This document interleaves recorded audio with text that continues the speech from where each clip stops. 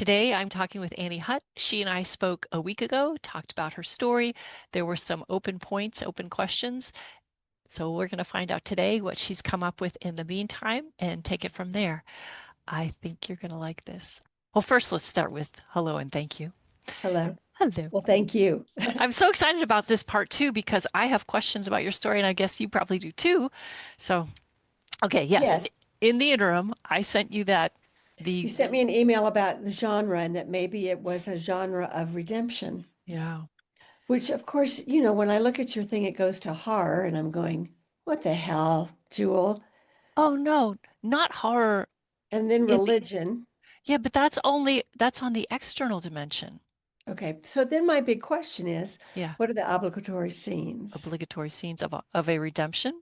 Yes. So I looked it up Hmm. for under Story Grid because they Yep. have it under morality Yes, they to do. see what it is. And I Yeah. thought, okay, I have some of that in there. Yeah. So that is something to think about. Yeah. So it is something to think about. And I had it originally written as what's my responsibility to others? And then I was confused with the redemption. What's the internal question? And then I was confused because I thought, well, how is that different from love? What's the sacrifice for, what's, and then went back and looked at different things, looked at story grid, I'm like, you know what? Redemption is really about making up for a past wrong, right? I've done something wrong that I either need to atone for or not atone for. And I know that StoryGrid calls it morality, but to me that's too much right and wrong, and I prefer the idea of that I've potentially injured someone once in my behavior. Um, the only reason it lines up with horror and religion is they all have to do with the spirit.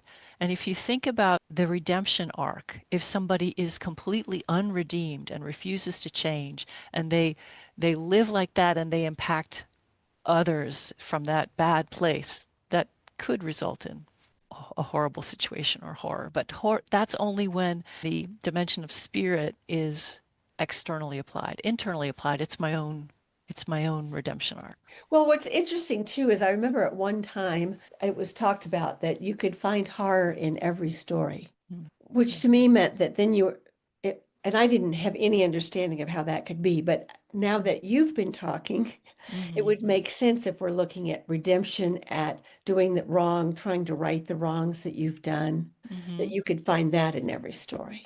Yeah, I think you can, and especially in real relationships, because I'm thinking I have a best friend we've been friends for 30 years, and I did something a couple weeks ago that hurt her, and it was of course unintentional, and it was painful, right? I hurt my friend, and so I knew the right thing to do was to apologize for how I'd hurt her. That's a very small redemption, but Right. that's a redemption arc. Yeah.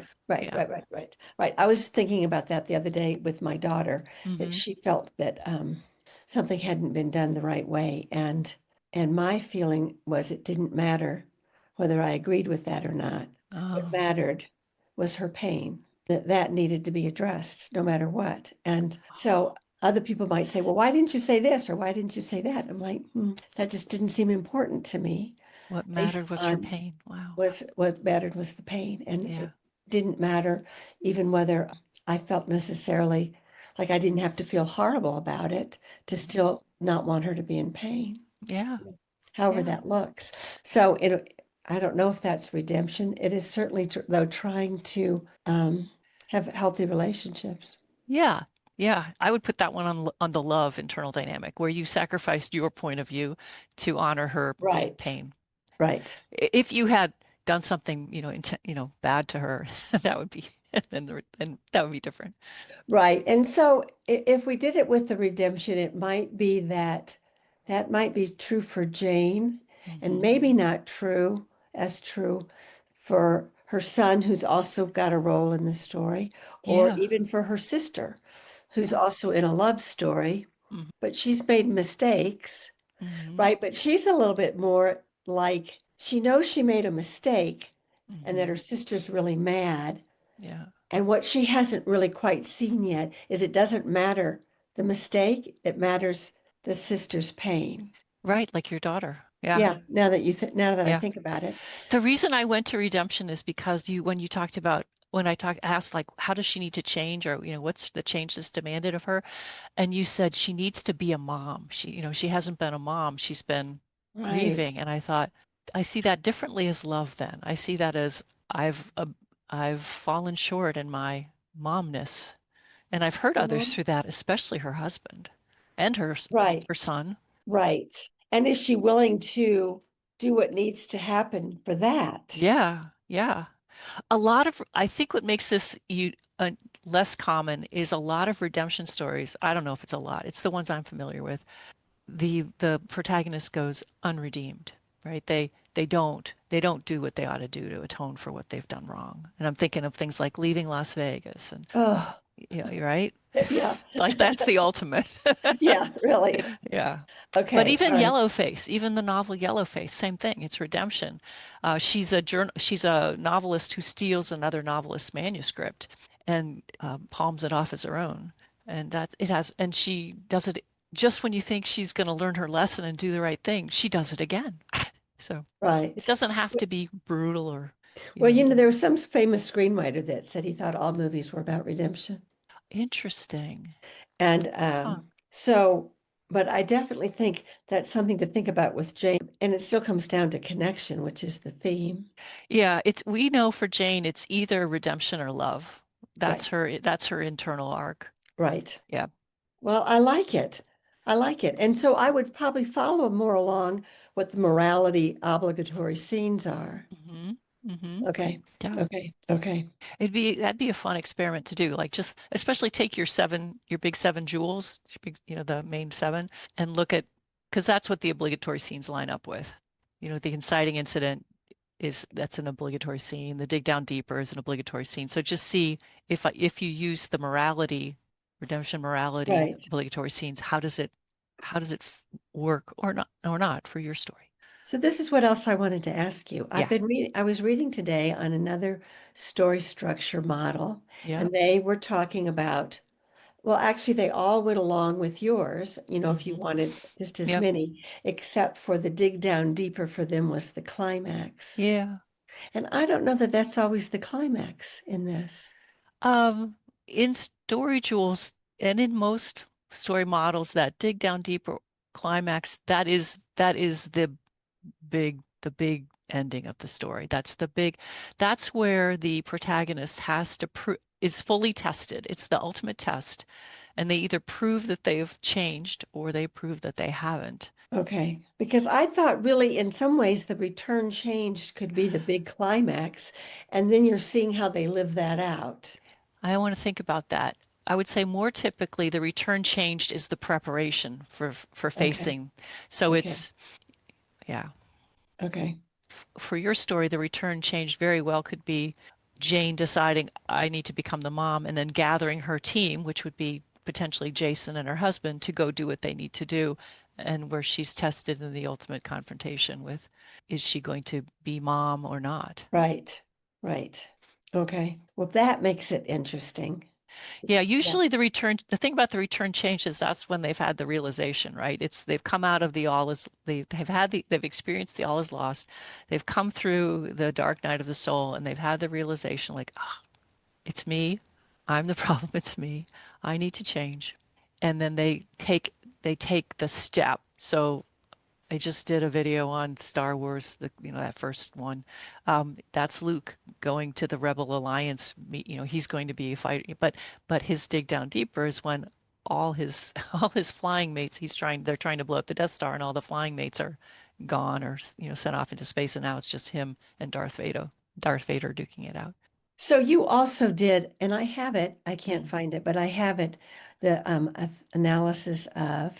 Me Before You? Yes. So I couldn't find it so I could read everyone, but I found this sheet that had you put it all Yeah. in. Yeah. So Yeah. which was really helpful because I was thinking about one of my other characters in this book, her sister that I'm also doing this arc with. Yeah. And her inciting incident is that she knows she needs to do something with her career. But it's basically a love story. But so I was going back to that, going, Mm. well, now wait a second. Her inciting incident was she needed a new job. And Oh, it falls into the love story. yeah.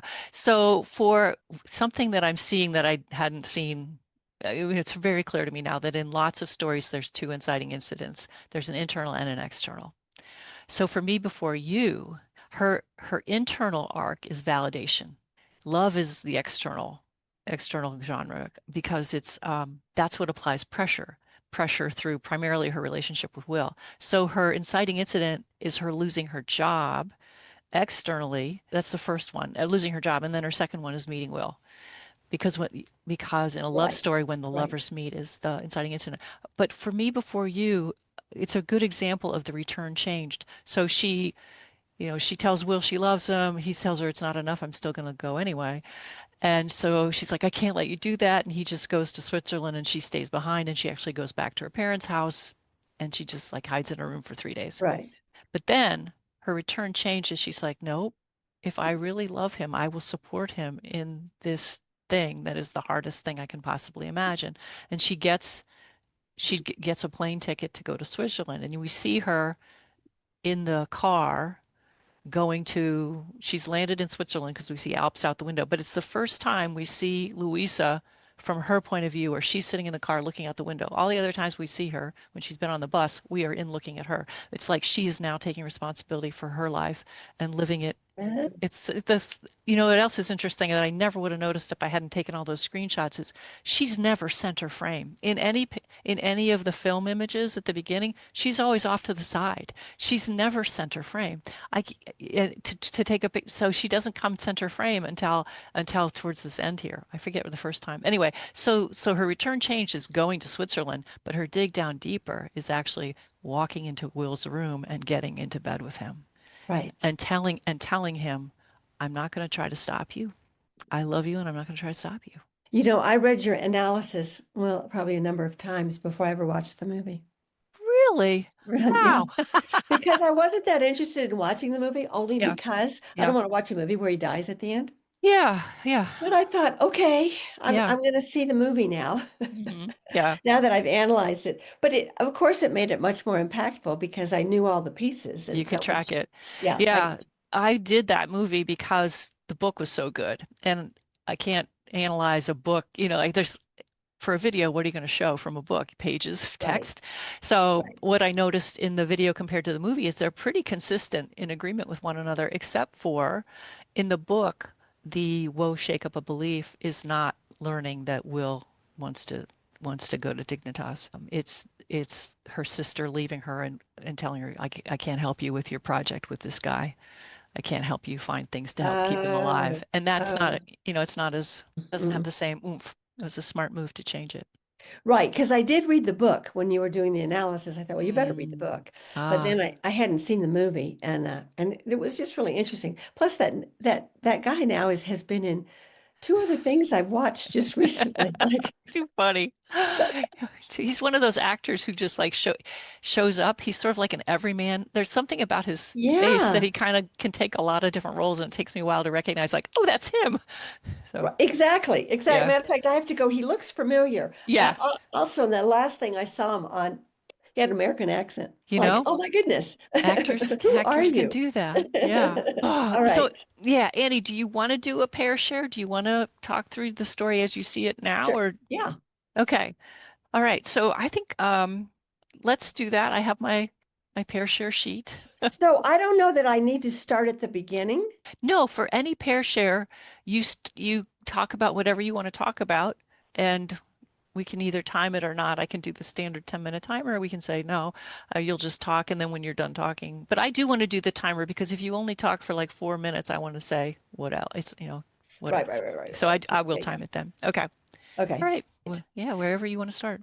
Well, I will start with the shakeup of belief, which is when Jason finds out that Jane is helping Nathan. Yep. And this just blows him away and has him thinking all kinds of things about his mom and all the lectures she gives him, and yet she helps this boy that nobody knows about. And he's not necessarily a well thought of boy. I mean, he's troubled and he's, all of that. And so Jane realizes she's made a huge mistake here, and she's she's a little bit lost because she almost doesn't know what to do. because she loves this boy and wants to help him. And yet she wants her family to be okay with it. So when she's clinging to the old mindset, she continues to help Nathan, but she's trying to explain to her family that she hasn't forgotten about them and they are still really important, even if they're not buying it. Mm. And so the mindset shattering midpoint is when she actually helps Nathan and realizes just how important he is to her. So the cling to the old mindset is she doesn't even yet know, I don't think. I take that back. She still just wants to help Nathan, and it's important to her to do this.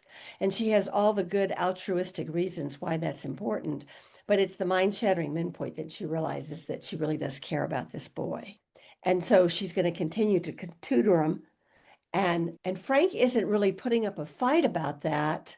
I mean, he's making it possible for her to do this, but she's feeling the distance and she's trying to be more connecting with Jason, let him borrow her car, trying to be more of a family thing. So that's a short period of time before Frank comes in and says, I don't trust you.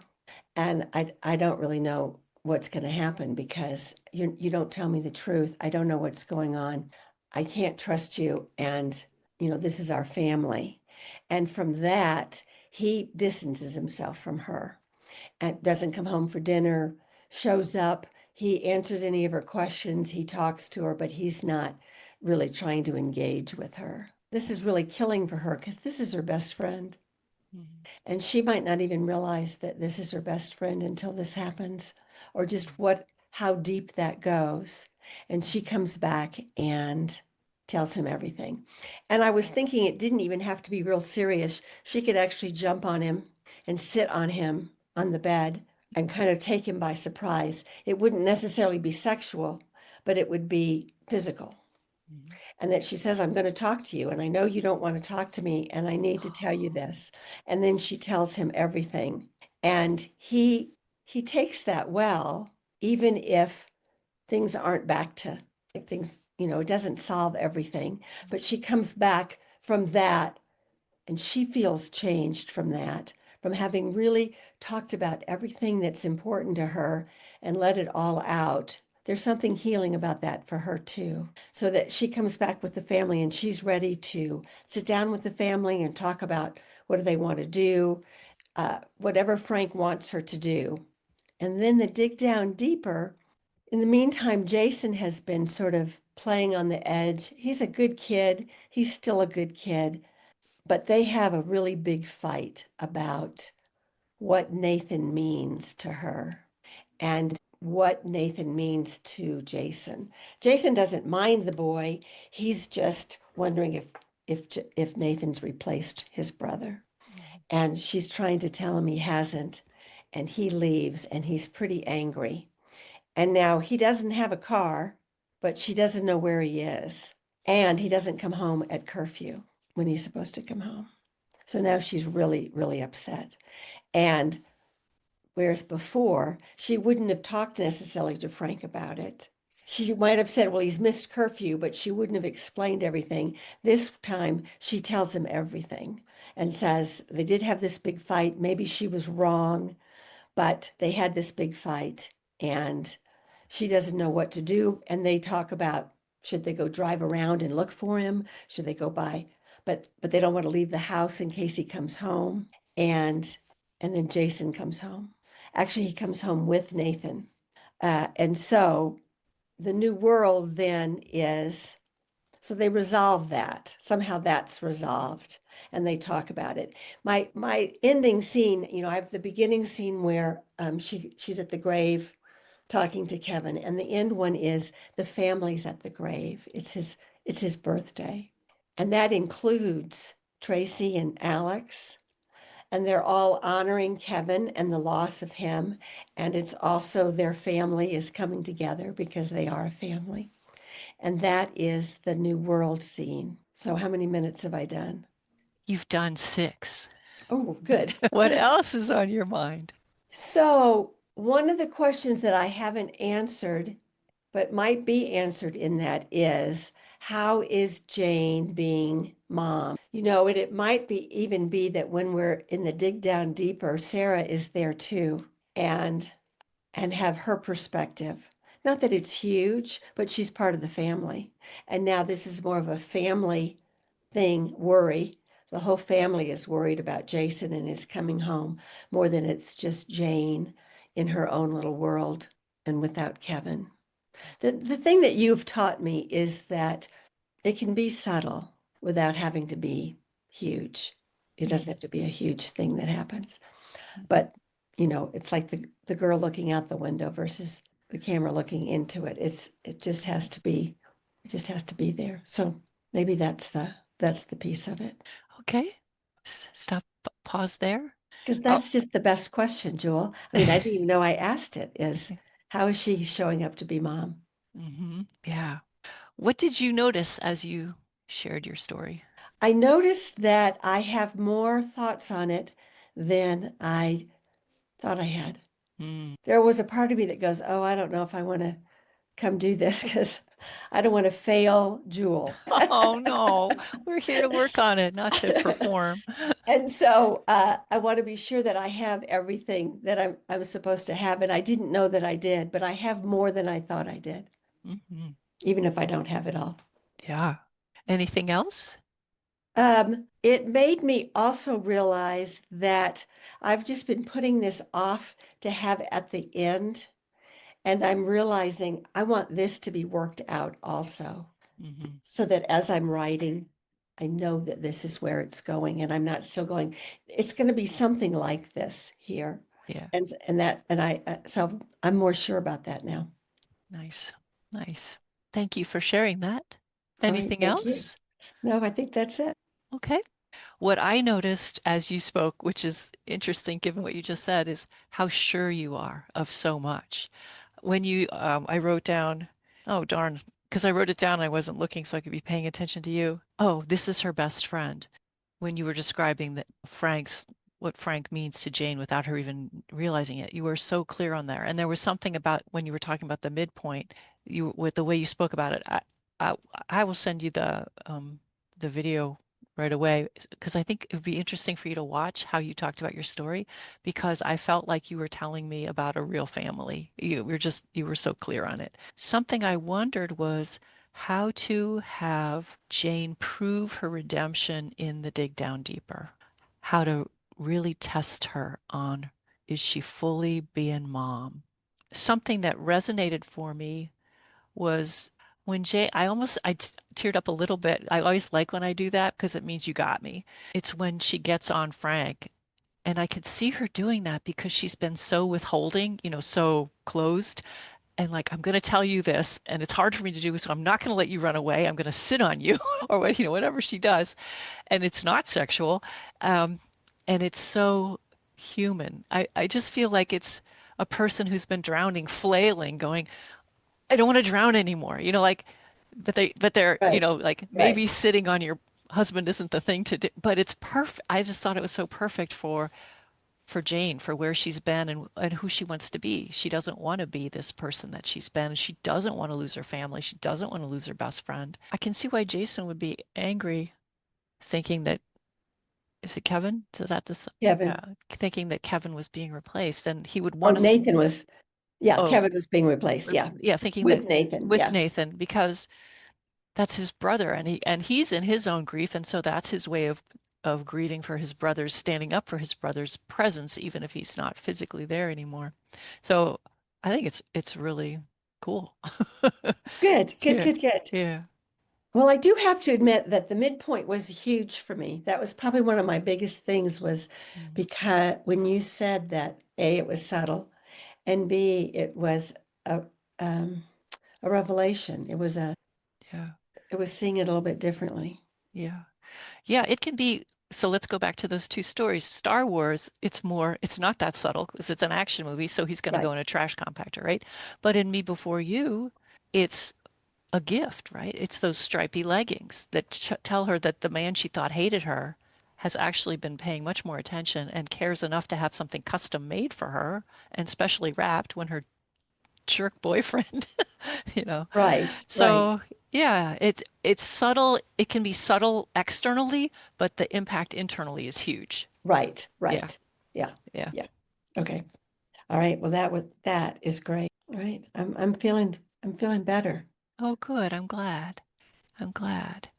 We still don't have the final thing, right? The dig down. We're still not sure how she's going to be tested in the dig down deeper. Right, So right. I had an idea because I know we talked about doing this twice, but what if we Yes. meet again one more time just to Okay. talk about that? Because I feel like what happened with at the midpoint, you're getting clarity about why that's working and yes, and how to make that even clearer, um, can happen again with the dig down deeper.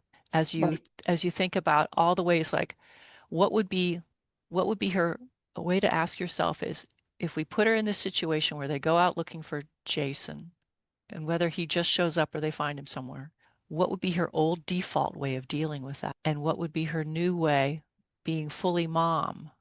I mean, how could we test her really being mom, being mom-like? Okay. Yeah. Yeah, yeah, yeah. Well, so off the top of my head, it would Hmm. be that the old way would be her reacting out of her fear Hmm. and coming down hard on him, like, you can't do this, you won't be allowed to do that. And the new mom would be maybe more out of love and Hmm. less out of fear because she's part of a team now. Yeah. And Yeah. she could look at him and say, what's going on? It's sort of that Oprah thing, but her Yeah. book, What Happened to You? What happened to you? Oh, Versus what a why great did you do book. that? Yeah. Yeah, yeah, and she could include Frank too, because she's been excluding Frank. I'm just throwing out a thought. Exactly. Um, Yeah, do you're right. You're right. do we something to think about is do we see her earlier, especially if it's with Jason, being that fear-based? What are you doing? You can't do that. Like do we see her behaving that fear-based way so that when we see her at the end Mhm, being the loving way as part of the network, so we have the comparison so we can mhm. see how she changed. Okay, I cool. mean, he finds a job and comes home and tells him he's got a job, Yeah. and she's not sure he should take it because she Perfect. didn't know about it, Perfect. You right? didn't tell me. Yes, yes, this Yes, is you perfect. lied to me about this. You've Yes. lied to me. She's sort of missing the point that he's Oh my found a gosh. job. And what I And love, so, yeah. yeah, go ahead. She's missing the point. Well, Yeah, you go. Well, no, so she misses the point, and Yeah. he's like, I want to go to this job, and Buck, the next door neighbor, is going to help take me there because he works there. It's the hardware store, and it's not until later when his dad comes into his room and says, "You've got the job. You can go do the job," and he knows his dad has smoothed things over. But Yeah. Jason's like, I can't do anything with mom, Yeah. right? What I think is hilarious is she's saying you lied to me, not while she's lying to her family Exactly, about exactly, exactly. Nathan. Yeah. This is what makes Jason so, Crazy. Yeah. on that Yeah. shake up a belief of, oh my gosh, mom, you are not who you say you are, and you do this kind of stuff, and this is what happens. And so one of the things that I've been doing this past week is really going through Jason's story because Mm, they're so parallel at the end. It has yeah. I've got to know what his stuff is going, so I know what she's dig down deeper Yeah. doing. Yeah. But you're right. She just needs to be more of a mom. And what does that look like? More of a mom and a loving, trusting mom rather than a controlling, fear-based mom. And I'm saying that based on how you've described her. Right, right, exactly. Which is A, what, a, a loving mother who's part of a family, a network of relationships rather than an isolated, controlling, right, fear-based mom. right, right. Yeah. This really does mirror my beliefs. You know, when you talk about at the beginning Yeah. of the class that what is it? Why do you want to write this? And my whole thing is about how do we love each other and what's the best way to love somebody is always my question, Mm. not even what do they need, what's the best way to love. I mean, I have some people that the best way for me to love them is to leave them alone because they don't want to be around me, right? Mhm. I understand. Yeah, But that's such a beautiful question. so I Not what have do to they honor need, that. because Yeah, what do they need makes them it puts it in a parent-child relationship rather than an right. adult to adult. What's the best way to love them? Oh, that's so So beautiful. like when my children were teenagers, sometimes it was, no, you can't go. was the Yeah. best way to love them. Oh, And they yeah. would be furious with me and not speaking to me and stomping around the house. And I still knew that was the best way to love them, Yeah. Yeah. right? Oh, yeah. And so she has never asked herself that question. No, she has not. But maybe she will at the But end. maybe she will at the end. Maybe that will be the dig down deeper. Maybe. Yeah. Jules, you are so inspirational. I'm not inspirational. I just listen to what you're thinking and, what you're saying. Yeah, I know. Yeah, there's just a little bit of a difference in how other people listen, I Oh, guess. well, I'm going to steal your sentence. What's the best way to love? Which is interesting because before our call, I was saying to myself, Annie and I are relations, and I sent her my love. Because I've been reading about all my relations with the Native American indigenous peoples' way of thinking about how we're all connected and we're all Mhm. woven into the great tapestry. And so I was thinking about that. So, what's the best way to love is a wonderful question. Well, good, good. Yeah, yeah. Well, and I read a lot of Greg Boyle. I don't know if you know who he is. He's a Jesuit priest out of LA who runs Homeboy Industries, which is the biggest rehabilitation place for gang members, Wow. male and female. And he's been doing it for about 40 something years. Wow. And he talks about that we are all unshakably good. Oh, That there's two things that their organization lived by. One is everyone's unshakably good, and we all belong to each other. wow. No, no, Yep. Right. it's just All. always, always Mm-hmm. forever. Wow. And so that's how they do everything. And Mm-hmm. then their whole thing is about how do we cherish each other. And he says, people will say, what are you teaching about character? He goes, if we cherish each other, Yeah, character comes out. for sure. For sure. And so, That is anyway, such a beautiful word, cherish. isn't that great? I love that word. Yeah, it's wonderful. So, yeah. So that's another good question. How do I cherish people? Yeah, how do I love them best? How do I love them now? All right, should we schedule Okay. another time? Yes. I will send you the invitation after we Okay. hang up. And Perfect. thank you so much, Annie. This is Thank you. fun. This is fun. I've had a blast. Oh, good. I'm glad. All right, we'll see you in a Okay. week. All right. Bye-bye. Bye. That was part two of the conversation with Annie Hutt. We didn't plan originally on a part three, but we're going to have a part three now so that we can talk about that dig down deeper. And I'm very sure that Annie's going to come back with something where she's like, I know what it is, and it's this. We'll see. And if it's not, we'll just talk it through. If you want to see what happens in part three, hit the subscribe button so you can be sure not to miss it. Thank you for being here. See you next time. Tally ho.